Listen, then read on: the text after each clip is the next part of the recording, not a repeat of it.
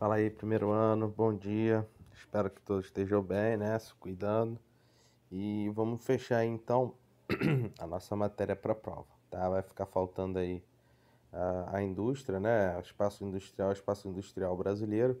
Isso aí a gente vai ver na primeira aula do próximo bimestre, tá ok? Então, na última aula a gente viu a questão do espaço rural, né, como um todo. Hoje, aqui a partir da página, né, 718, a gente começa a observar a questão do espaço rural no nosso país, tá? Assim como a gente viu no capítulo passado, né, a questão da importância, né, desse espaço rural para o nosso país, ele é fundamental e histórico, né?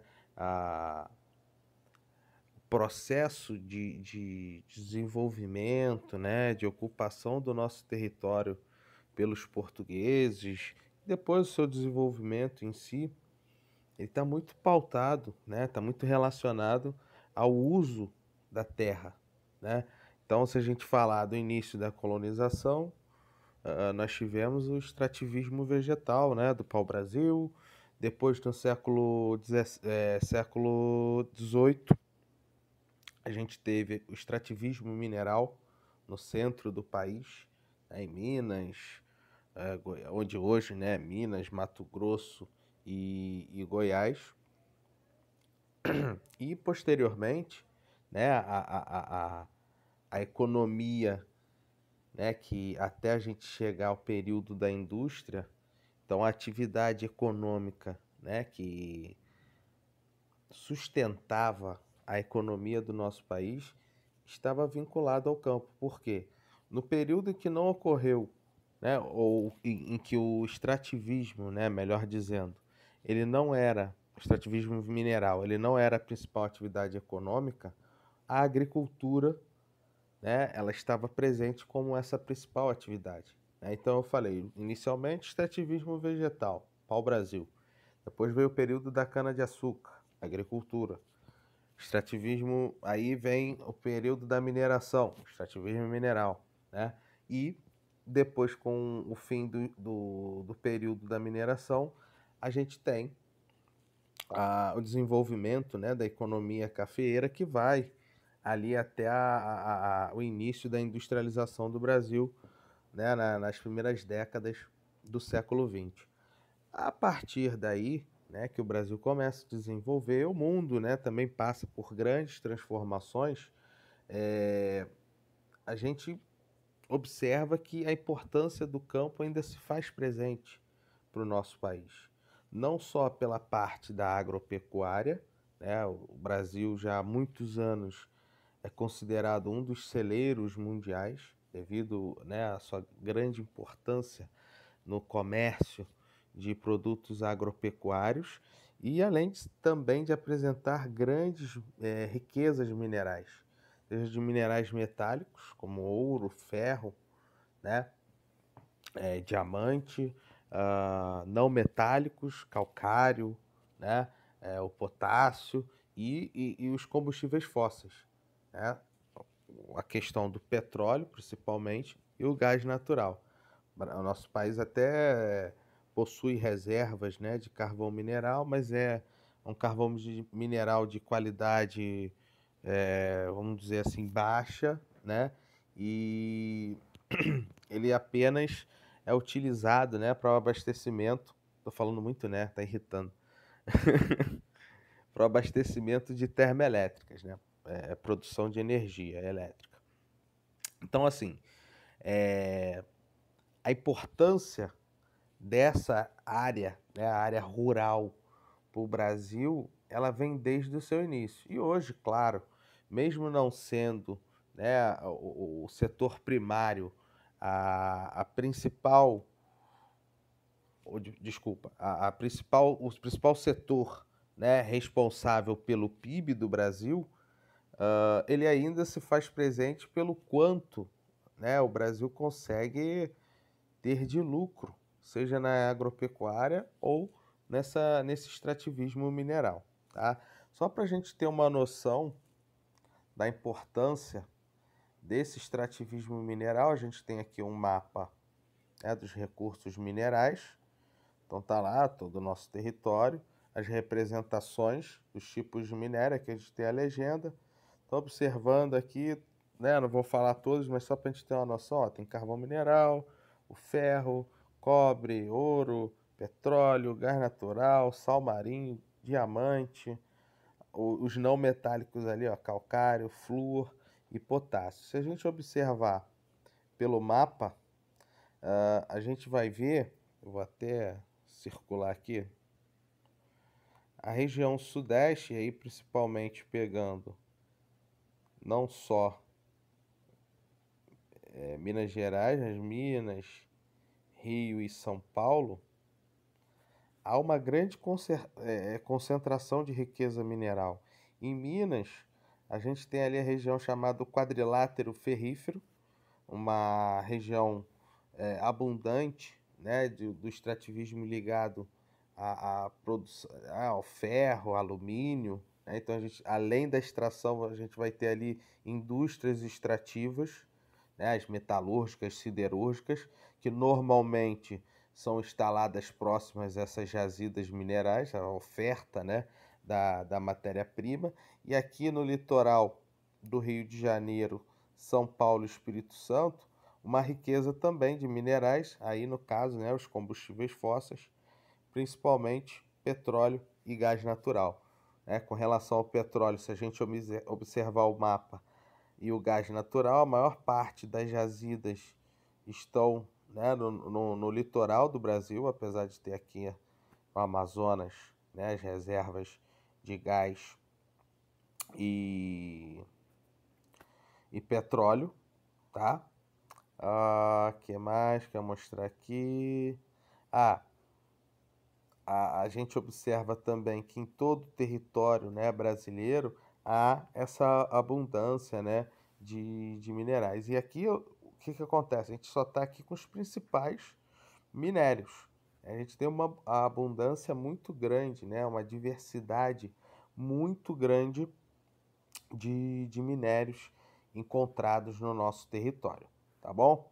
Então, fechando essa parte, um fator interessante, né, da gente comentar aqui do petróleo e gás, o petróleo principalmente, ele é uma das riquezas que proporciona, né, uma grande concentração de capital, principalmente dos estados, né, do litoral brasileiro, mas sim também dos demais estados, porque você tem o pagamento do royalty. É uma compensação para futuros danos ambientais que os estados recebem por essa extração petrolífera e de gás natural, tá? É, Até o início dessa década, só os estados produtores que recebiam esses royalties, e aí uma decisão absurda, né, uma decisão política, esses royalties passaram, acho que foi primeiro ou segundo governo Lula, alguma coisa assim, mas pelo ano, né, ali por 2010, 2012. Ah, então os senadores e deputados decidiram que esse dinheiro do royalty deveria ser distribuído por todos os estados.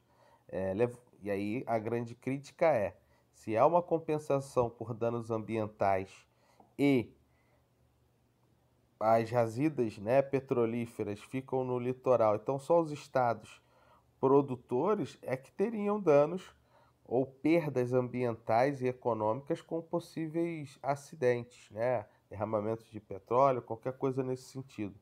Então não há muita lógica de você distribuir por todos os outros estados, né? Então os críticos eles afirmam o seguinte: parte desse royalty é pago ao estado, aqui em Rio de Janeiro, São Paulo, Espírito Santo, etc. E uma outra parte é o governo federal, né? Vai lá para Brasília, Brasil, pagar o Brasil. Então, o que os críticos afirmavam, né, ou diziam era o seguinte, que a parte do país é que deveria ser dividida com esses demais estados, né? E aí, claro, o governo federal conseguiu que era mais conveniente, né? A parte dos estados produtores fosse dividido entre os demais estados do nosso país, tá? E aí, claro, isso ajuda a todos os estados do Brasil, né? Até porque nós vamos ter só, a gente pega aqui o Centro-Sul, que é essa região aqui, Centro-Oeste, Sudeste e Sul é a mais rica. As demais são regiões mais empobrecidas e os estados que as compõem, claro, viram com um bom grado o aumento, né, dessa renda, tá? Ah, um outro fator importante para a gente destacar do petróleo é que a partir da descoberta de campos, né, na camada pré-sal, então a gente está falando aí mais de 3,5 km de profundidade, ah, grandes jazidas petrolíferas de gás natural. Essas jazidas petrolíferas do pré-sal, né, acabaram proporcionando ao nosso país a chamada autossuficiência. Né? Então, o que a gente extrai atende, né, o nosso consumo, a nossa demanda, e ainda conseguimos exportar, né, ter sobras para essa exportação. Tá ok? Então, fechando aí o extrativismo. Um que não é citado aqui, mas cabe a gente ressaltar o extrativismo vegetal, tá? Eu só falei ali na questão do pau-brasil, mas até hoje ele também é importante dentro do nosso país. Temos o extrativismo vegetal do látex, né, matéria-prima da borracha, a borracha natural, claro, o extrativismo do açaí, extrativismo do babaçu, né, uma série de produtos, principalmente na região norte do Brasil, que proporcionam a essa atividade econômica, né, de extrativismo vegetal e que é caracterizada pela formação de cooperativas, né? Então são pequenos coletores, pequenos grupos de coletores que se reúnem, né, para ter um lucro maior na hora de comercializar esse produto, né, extraído do meio ambiente, tá ok? Então aí seguindo, aí já na 720, a gente começa a falar sobre a agricultura, né? Logo aí nesse início eu deixei bem claro a importância, né, da agropecuária, e aí englobando, claro, agricultura e pecuária para o nosso país. Hoje, se pegarmos o PIB, né, do nosso território, mais de 21% das riquezas do Brasil vem dessa atividade, né, da atividade agropecuária, e dentro da atividade agropecuária, principalmente da agricultura. Se a gente observar aqui o PIB do agronegócio, desses 21% que compõem o PIB nacional, e aí são mais de 570 bilhões, né, aqui tá, não tá o R cifrão, então são dólares. Aqui do lado já está em reais, aí que me confunde, né? Deixa eu ver aqui, tá 393, reais. É reais, sim. Então, assim, o agronegócio, né, que compõe todas as atividades ligadas ao setor agropecuário, né? Então, a agricultura, a agroindústria, né, a agricultura de subsistência, a pecuária, toda a cadeia produtiva do setor agropecuário está envolvida no agronegócio, né? Que o agronegócio ainda traz, além dessas atividades, a venda, né, a comercialização de insumos, maquinários e serviços, tá? Então, dos 21% que compõem a, o PIB, né, da parte da agropecuária, mais de 67% vem da agricultura, do agronegócio da agricultura, né, com mais de 383 bilhões, e 32% da pecuária, né, com 180, um pouco mais de 186 bilhões de reais. Esses números tão impressionantes são resultados não só da modernização do campo brasileiro, né? A gente tem um campo caracterizado, né, pelas grandes propriedades voltadas para a exportação, com intenso uso de tecnologia e propriedades menores de subsistência, onde tem ali uma agricultura familiar, tá?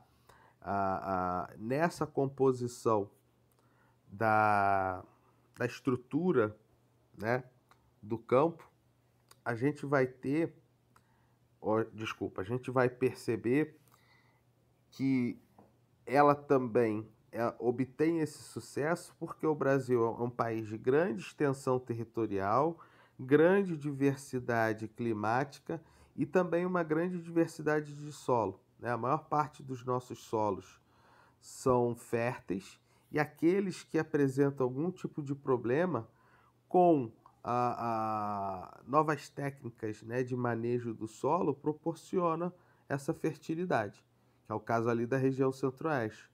A gente tem um solo ali ácido, e aí se descobriu desde a Revolução Verde, lá na década de 70, que se adicionar calcário a esse solo, ele perde essa acidez, tornando ele fértil para a produção. E a gente vê, né, no Brasil, a fronteira agrícola, né, do país, ela vai do centro-oeste em direção à região norte. Ali no centro-oeste, não só com a pecuária, mas também com o cultivo, principalmente o cultivo da soja, tá? O Brasil, como eu falei lá no início, é considerado um dos celeiros do mundo. Se a gente pegar Brasil, Estados Unidos e China, eles concentram mais de 60% da produção agropecuária no mundo. Dentre os principais produtos agropecuários comercializados, o Brasil ou é o principal, ou está ali entre os três primeiros. Então, a gente está falando de carne bovina, frango, feijão, milho, soja, né? Então é uma grande diversidade.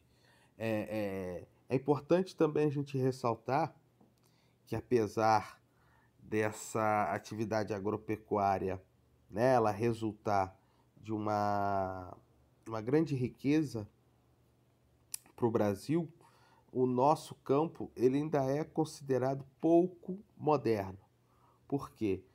Ao observar aqui o nosso PIB, a gente tem um PIB um pouco distoante se observar os três setores da economia, né? Tem o primeiro setor, extrativismo, agricultura, tá? Segundo, indústria, produção de energia, construção civil. E o terceiro, serviços, né? Bancos, serviços de telefonia, internet, por aí vai. Os países desenvolvidos, né, os mais ricos e os emergentes, eles apresentam, principalmente os desenvolvidos, eles apresentam no seu PIB o setor, né, da primário sempre números inferiores a 10%, né? Porque boa parte do campo nesses países, da atividade, né, agropecuária é moderna, então tem uma intensa mecanização. Eles obtêm um grande lucro, mas ao mesmo tempo a mão de obra, né, os trabalhadores no campo é muito reduzido. Então, nessa formação, né, da riqueza do país, os trabalhadores vão estar concentrados nas demais atividades, e principalmente no terceiro setor, no terciário, onde eles apresentam mais de 70% do PIB nesse setor terciário. O Brasil ele tem um setor terciário próximo aos 70%, né? A, a, a agricultura com esses 21% e a indústria ali um pouco mais, né, de 15%. Então, ao mesmo tempo que o país é considerado emergente, né, um país mais desenvolvido que algumas nações, né, também na mesma classificação em desenvolvimento, E aí fazendo, né, esse país emergente ser comparado ou ter ali algum tipo de semelhança com o desenvolvido, ele ainda tem características de um país pobre, onde o setor agropecuário ainda é muito importante para o PIB do país, que no nosso caso, né, 21% ah, da nossa riqueza é produzida a partir, né, do setor agropecuário, tá? Aqui embaixo a gente tem a tabela das principais atividades agrícolas. Então a gente vê ali a soja liderando, depois, né, cana-de-açúcar, milho, café e aí por aí vai, né? Mas esses são os principais produtos. Se a gente levar em consideração até mesmo o comércio agropecuário no mundo, né? Dentre os principais cultivos, a gente está ali com uma produção extremamente elevada, né, desses produtos. Então aqui, por exemplo, a soja, nós somos o terceiro do mundo, não, só a gente é quinto do mundo, cana-de-açúcar estamos em segundo, milho terceiro, café é o primeiro, algodão se eu não me engano é primeiro também, laranja é o segundo no mundo, arroz já é bem acima do décimo. Carne bovina não está aí, mas nós somos o segundo maior produtor de carne bovina no mundo. De frango estamos em segundo também. Ainda tem a produção, né, de outros tipos de carne, né?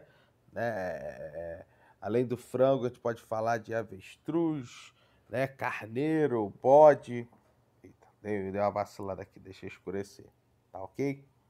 Então, seguindo, a gente já vê ali a questão da pecuária, né? Assim como a agricultura, a pecuária moderna resulta, né, numa acumulação de riqueza bastante interessante para o nosso país.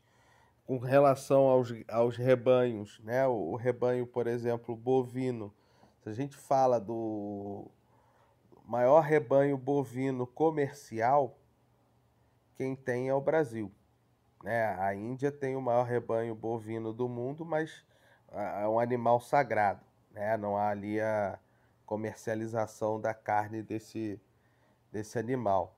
Mas o Brasil, no ponto de vista de rebanhos no mundo, o Brasil tem o maior rebanho de gado bovino. É o segundo maior produtor de carne. Primeiro é os Estados Unidos. Com pouco mais aí de 214 milhões de cabeças de gado. Frango, a gente tem quase 1,5 bilhão de cabeças de frango, né? Ou uma unidade, se de galinha, galo, seja o que for. E suínos a gente está por volta ali de 41 milhões, tá? A, a atividade da pecuária, o que predomina também é a comercial, assim como a agricultura, né? Então vai ser uma pecuária intensiva, moderna, seja para o gado leiteiro ou para o gado de corte, tá ok? Seguindo, a gente começa na 721, a gente já vai começar a observar estrutura social, relações de trabalho, né, no campo. Então a estrutura social do campo brasileiro, ela é dividida, né, entre latifundiários e pequenos e médios produtores, tá? Porque a primeira, os latifundiários, são grandes proprietários, né, de terra, são grandes extensões as suas fazendas. Já os pequenos e médios são os que têm, né, ali a propriedade rural de menor porte. No nosso país, em número de estabelecimentos, predomina, né, esses pequenos e médios proprietários. Quem tem a maior posse de extensão de terra no Brasil são os latifundiários, tá? Então isso caracteriza ou acaba caracterizando o campo brasileiro com uma intensa concentração fundiária, onde poucos têm muita extensão de terra, tem muitas terras nas suas mãos, e muitos têm poucas, né, têm pouca extensão de terra. Isso acaba fragilizando esse pequeno e médio produtor, né? Porque o cara, além de ter grande extensão de terra, ele tem a capacidade de investir nessa terra, né? Introduzir novas tecnologias. Isso faz com que a sua produtividade seja muito maior, tenha uma velocidade de produção também muito maior se comparado o pequeno e médio, que não vai ter dinheiro, né? Além de não ter dinheiro para investir em máquinas, né? Em modernização, ele também não tem dinheiro para insumos, como sementes transgênicas, né? Que são sementes mais resistentes, proporcionam mais produtividade, ah, pesticidas, né? Adubos, tudo isso é muito caro. E o pequeno e médio produtor, agricultor, né, o produtor, ele não tem essa capacidade econômica. Isso faz com que eles percam a sua força, né, percam essa competitividade e, em muitos dos casos, percam até a sua terra, sendo obrigados a se tornarem ou trabalhadores assalariados no campo, ou mesmo, né, serem obrigados a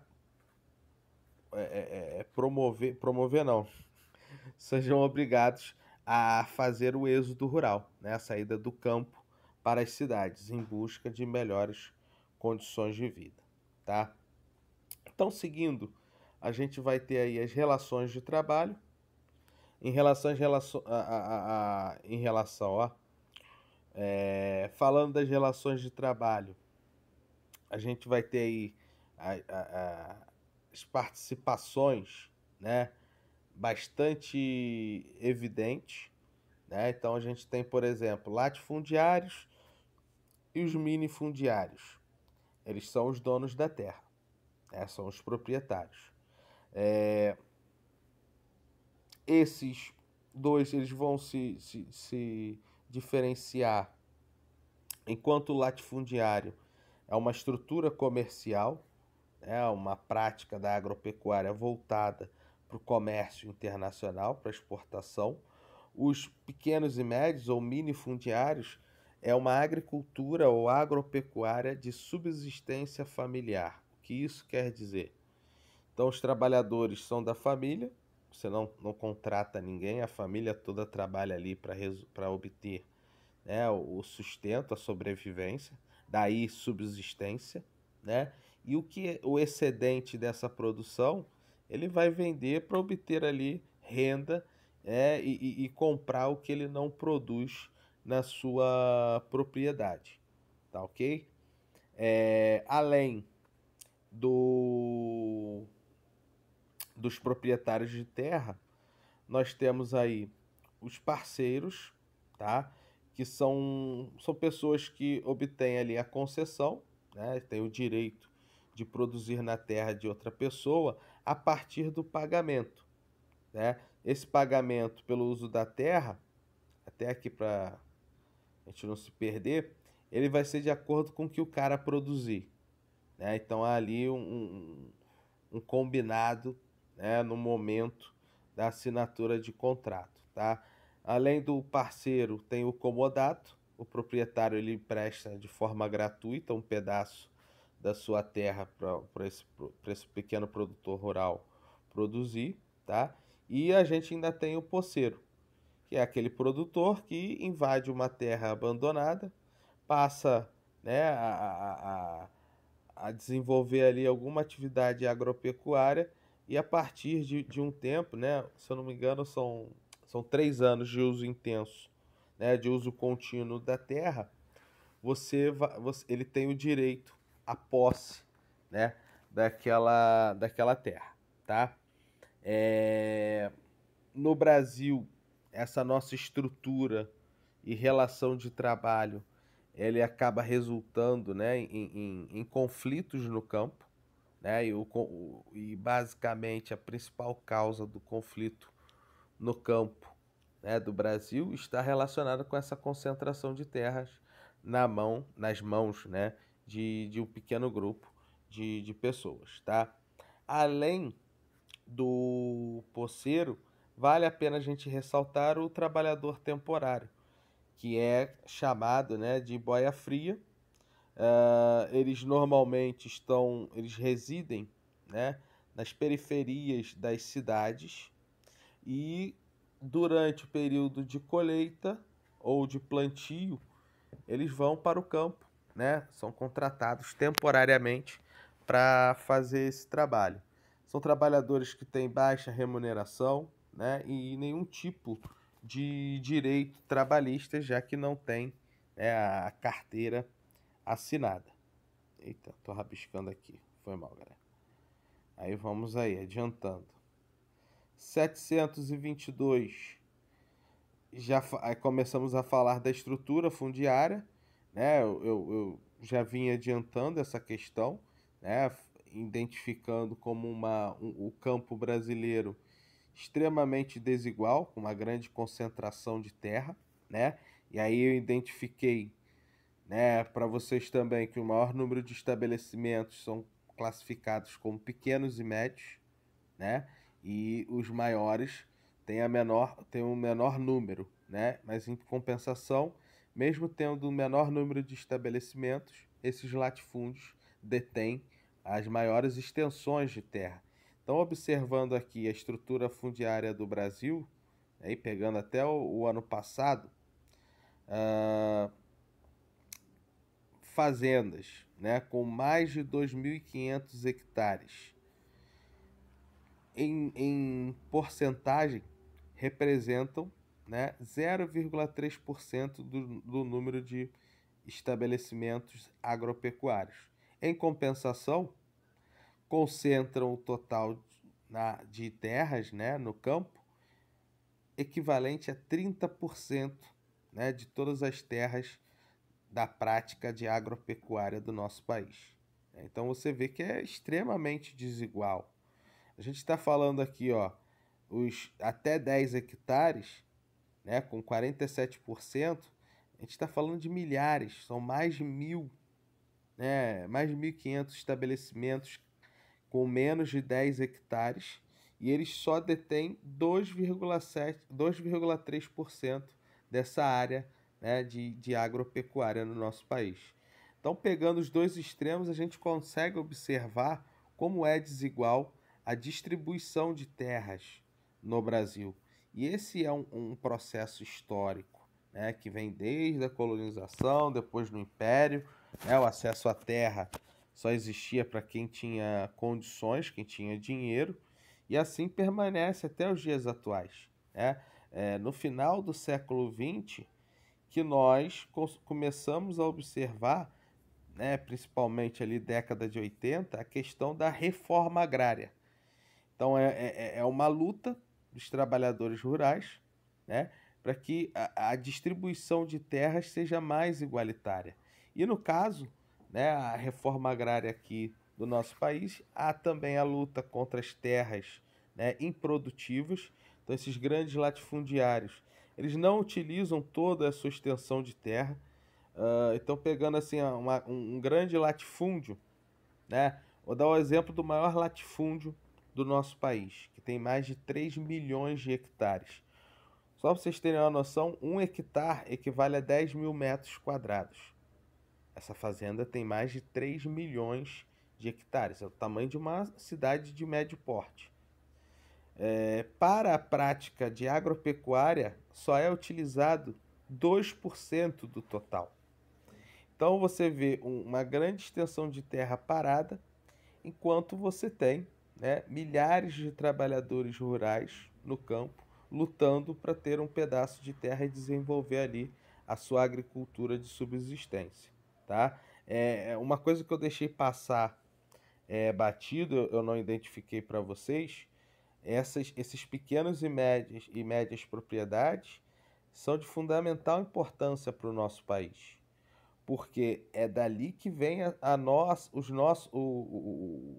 os alimentos que abastecem o mercado interno.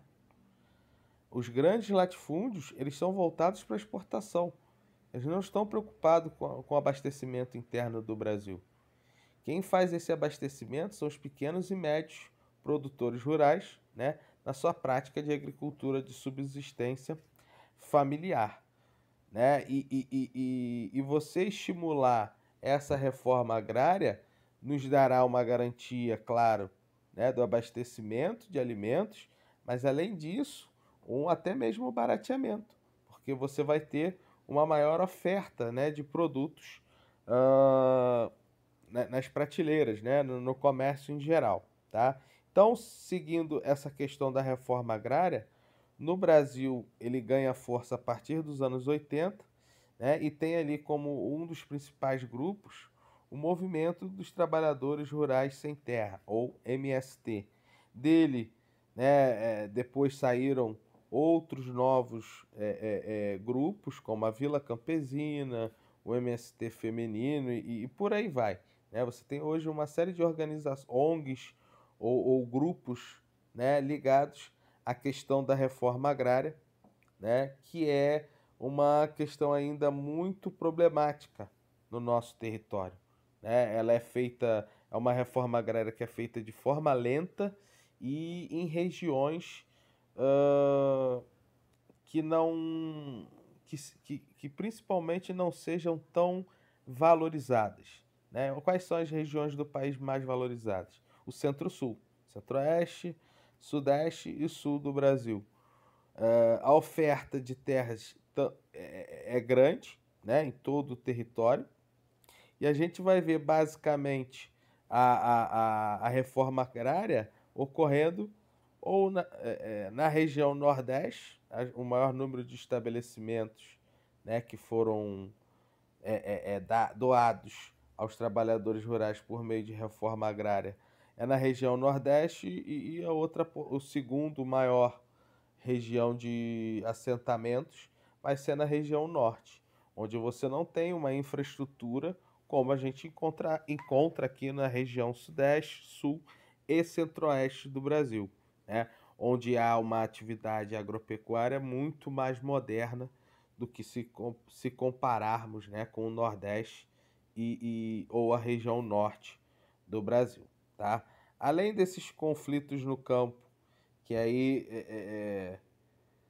a gente relacionou aí com os movimentos sociais, eles, a gente está falando do lado dos trabalhadores, mas por parte dos proprietários há também, né, uma ação dentro desses conflitos. Além deles terem essa concentração de terra nas suas mãos, eles acabam formando grupos paramilitares, né, como milícias, jagunços ou até mesmo grupos de pistoleiros para atacar esses pequenos e médios agricultores e manter, né, o seu poder ou sua hegemonia no espaço rural. Beleza? Além da utilização, né, dessa prática violenta, alguns desses grandes latifundiários se utilizam de uma outra prática ilegal, que é a grilagem. Tá? Tá aqui destacado no final, que é que nada mais é do que a prática de falsificar as escrituras de terra. Tá? Então, lá atrás, período colonial, império, foi onde surgiu o nome grilagem, porque eles se utilizavam de grilos, tá? Pegavam uma escritura. Então, assim, para a gente entender mais fácil, digamos que ali toda a região do bairro de Olaria fosse do senhor José das Couves Neves. Ele obtém ali, ele tem a posse da terra, a família dele tinha posse ali da terra desde, sei lá, 1650. Na época chegavam, né, esse criminoso, né, vamos dizer, o Ricardo, o Baltazar chegava, não, essas terras são minhas. O que esses criminosos faziam e ainda fazem? Pegavam uma escritura verdadeira, né, claro, com um esquema que envolve também os cartórios. Esse cartório dava uma escritura verdadeira e a pessoa digitava ali. Então a família do José das Couves falava que era desde 1650. O grelheiro chega e coloca lá a escritura como sendo do nome dele, né? Mas que é desde o ano, vamos dizer, 1648. Então, a partir daí, eles pegavam essa escritura nova, colocavam numa gaveta, né? E junto da escritura colocavam alguns grilos e fechava a gaveta. Os grilos têm que se alimentar e têm que fazer as suas necessidades, né, fisiológicas. Então, ao se alimentar e fazer as suas necessidades fisiológicas, o papel ficava com aspecto amarelado, né, de gasto, de como se fosse velho, devido à urina, né, as necessidades fisiológicas desses animais, e com vários buracos, né, comido esse papel, porque o grilo precisa se alimentar. E aí apresentava, não, aqui, ó, a terra não é do José das Couves, a terra é do Ricardo Baltazar. E é uma prática que existe até hoje, né? É claro que hoje o envelhecimento não é mais por meio do uso dos grilos, mas a gente ainda tem, né, essas falsificações de escrituras para que esses grileiros obtenham mais terras, né? E normalmente são grandes latifundiários, né, que cometem esses crimes, tá? A gente fecha então aqui na 723, né, o capítulo. Além do capítulo, a nossa matéria para prova, né? Depois vocês vão ver lá no Classroom, eu vou botar o tópico do que vai cair na prova, tá?